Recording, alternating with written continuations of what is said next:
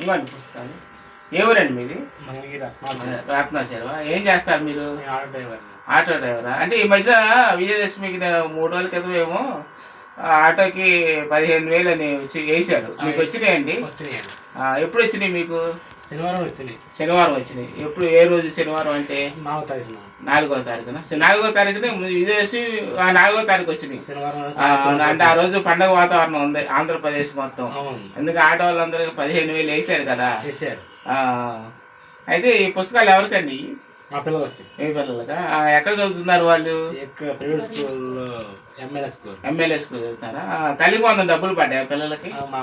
పెద్ద అమ్మాయికి పడింది, అంటే చిన్నపిల్ల. ఎన్ని సంవత్సరాల పాపకి? 4 years. అందుకనే పడలేదు. అంగన్వాడి టీచర్ వెళ్తుంది కదా పాప, అందుకనే పడలా. మీకు ఆటో సర్వీసులు ఎట్టా ఉన్నాయండి ఇప్పుడు? సర్వీస్ లేదన్నా. లేదా? ఎందుకంటే ఫ్రీ బస్ వల్ల ఫ్రీ బస్ తల్లి శ్రీశక్తి పథకంతో ఫ్రీ బస్ వదిలారు. అవును. మరి దానివల్ల మీకు ఎఫెక్ట్ ఏమైనా ఉందా? చాలా ఇబ్బంది పడుతున్నారు. చాలా ఇబ్బంది పడుతున్నారా? అంటే మీరు ఒక్కలేగా రాష్ట్రం మొత్తం ఇబ్బంది పడుతున్నారా, లేకపోతే అక్కడక్కడ? మాకు తెలిసినంత వరకు మా ఏరియాలో మేము చాలా ఇబ్బంది పడుతున్నాం. మీ ఏరియా మీద రత్నాచరం మేము తిరిగేది విజయవాడ, మంగళగిరి, గుంటూరు అన్ని తిరుగుతారు. ఏం ఉండలేదు, కిరాయిలు ఉండట్లేదు, సర్వీస్ కూడా ఉండలేదు. సర్వీస్ కూడా తక్కువ. అంటే మొత్తం మీద ఇటువరకు 1000 రూపాయలు తోలితే ఇప్పుడు. అంటే నేను ఒకటి అనుకుంటున్నానండి, ఇప్పుడు ఆధార్ కార్డు చూపిస్తే బస్సు ఎక్కిస్తున్నారు.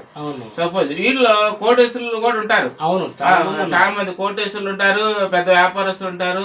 వాళ్ళు కూడా అవకాశం ఇచ్చారు చంద్రబాబు నాయుడు గారు.